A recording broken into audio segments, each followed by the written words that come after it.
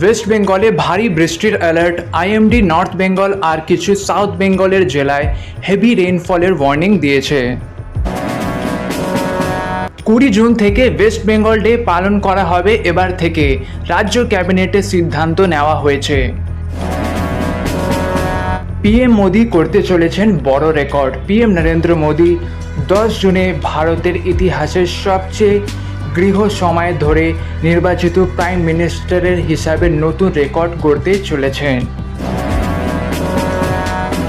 টিএমসির মধ্যে বড় সাংগঠনিক পরিবর্তন। নির্বাচনের পর পার্টির বিভিন্ন ইউনিট ভেঙে নতুন করে গঠনের প্রক্রিয়া শুরু হয়ে গেছে। WBSC 2026-এর প্রিলিমিনারি এক্সামের অ্যাডমিট কার্ড আজ বের হতে পারে। প্রার্থীরা অফিসিয়াল ওয়েবসাইটে চেক করতে বলা হয়েছে। বিএসএফ বর্ডার ফেন্সিংয়ের জন্য 32 একর জমি অ্যাপ্রুভ করেছে রাজ্য সরকার। বর্ডার সিকিউরিটি জোরদার করার উদ্দেশ্যে এই পদক্ষেপ নেওয়া হয়েছে। ইউকে ফরেন সেক্রেটারি ভারতের পিএম মোদি আর এক্সটার্নাল অ্যাফেয়ার মিনিস্টার জয়শঙ্করের সাথে গুরুত্বপূর্ণ বৈঠক করেছেন।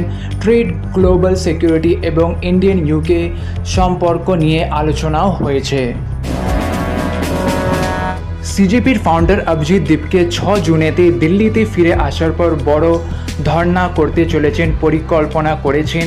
উনি আসার পর পার্টি এডুকেশন মিনিস্টার ধর্মেন্দ্র প্রধানের ইস্তফার দাবিও করেছেন। সিজেপি বলছে যে তারা সরকার এবং অপোজিশন দুপক্ষের সাথে আলোচনার জন্য প্রস্তুত এবং তাদের আন্দোলন কোনো একক রাজনৈতিক দলের সাথে যুক্ত নয়।